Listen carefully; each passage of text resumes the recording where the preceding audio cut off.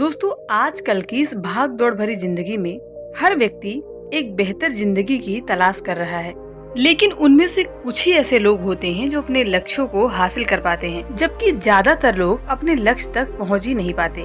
हम जब भी लक्ष्य की ओर अपना कदम बढ़ाते हैं तो हमारे मन में तरह तरह के विचार उठने लगते हैं, जैसे कि मैं इसको हासिल कर पाऊंगा या नहीं, इसमें तो बहुत समय लगेगा और मेरे पास तो इतना समय ही नहीं है, और अगर मैं असफल हो गया तो लोग क्या कहेंगे। तो आइए एक कहानी के माध्यम से मैं आपको समझाती हूँ कि कैसे अपने असफलता के डर को खत्म किया जा सकता है और हमारे मन में ये असफलता का डर क्यों होता है। बहुत समय पहले की बात है, एक बौद्ध सन्यासी एक जंगल के पास अपनी एक कुटिया बनाकर रहा करते थे। वह बौद्ध सन्यासी बहुत ही बुद्धिमान थे।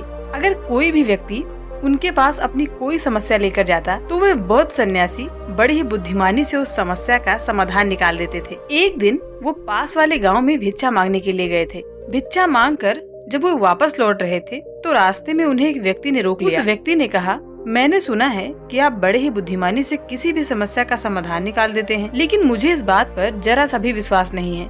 अगर आप सच में सभी समस्याओं के समाधान कर देते हैं तो क्या आप मेरी इस जटिल समस्या को सुलझा पाएंगे? मैंने लोगों से आपके बुद्धिमानी के बहुत से किस्से सुन रखे हैं, इसलिए मैं आपसे एक बात जानना चाह रहा हूँ कि हमें किसी भी काम में असफलता की घबराहट क्यों होती है और हम अपने लक्ष्य को बिना असफलता की घबराहट के कैसे प्राप्त कर सकते हैं। उस व्यक्ति की ये बात सुनकर वो बौद्ध सन्यासी मुस्कुराए और बोले, मैं तुम्हारे इस प्रश्न का उत्तर जरूर दूंगा और उसके बाद तुम्हारी सारी घबराहट भी दूर हो जाएगी, लेकिन इससे पहले तुम्हें मेरी कुटिया तक चलना होगा। वह व्यक्ति उन बौद्ध भिक्षु को परखना चाहता था, इसलिए वो कुटिया तक जाने के लिए तैयार हो गया। उसके बाद वह बौद्ध सन्यासी उस व्यक्ति को जंगल में बने अपनी कुटिया तक ले आए, लेकिन तब तक शाम हो चुकी थी और वे भोजन करके सो गए।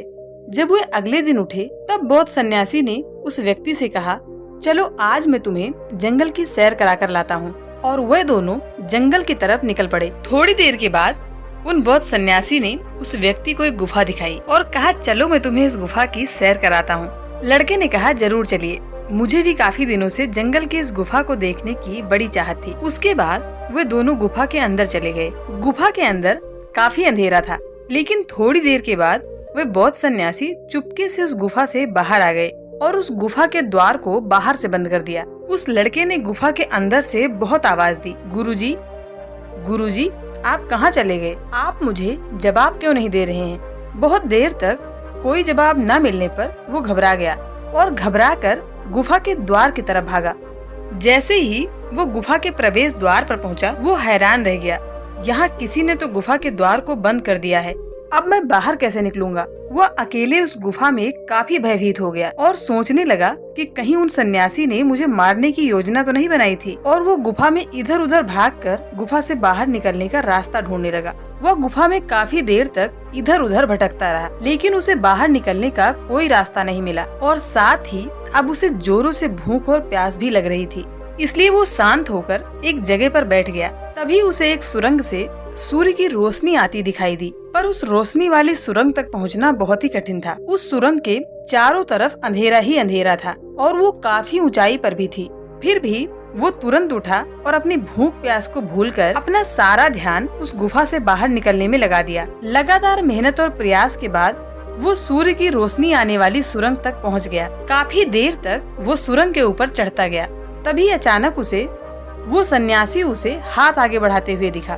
वो लड़का झट से सन्यासी का हाथ पकड़कर बाहर आ गया और बाहर आते ही उन सन्यासी पर चिल्लाते हुए कहा, आप मुझे उस गुफा में अकेले छोड़कर क्यों आ गए थे? आपको पता है मैं कितना भयभीत हो गया हूँ और मुझे जोरों की प्यास लगी है। सन्यासी ने मुस्कुराते हुए उसे पानी दिया और कहा, अब तुम मेरी बात को बहुत ध्यान से सुनो। तुम उस गुफा के बाहर सिर्फ 2 कारणों से निकल पाए हो। पहला कारण, तुम्हें बहुत जोरों की भूख और प्यास लगी थी, और दूसरा कारण, तुम्हें वहाँ घुटन महसूस हो रही थी क्योंकि तुम्हें अपने दोस्तों और परिवार वालों के साथ रहने की आदत पड़ गई है। इसके अलावा और 2 मुख्य कारण हैं जिसके कारण तुम इस गुफा से बाहर निकल पाए हो।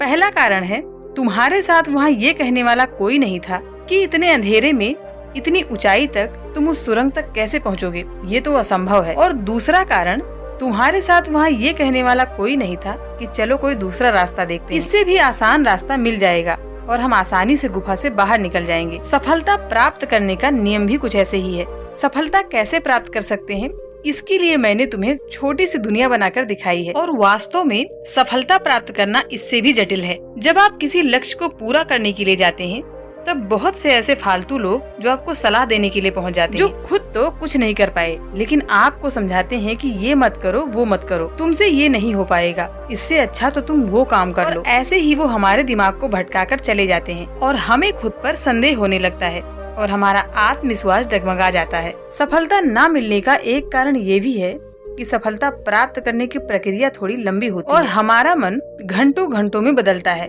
तो लक्ष्य को प्राप्त करने में सालों साल लग जाते हैं। ऐसे में हमारा मन कैसे नहीं बदलेगा?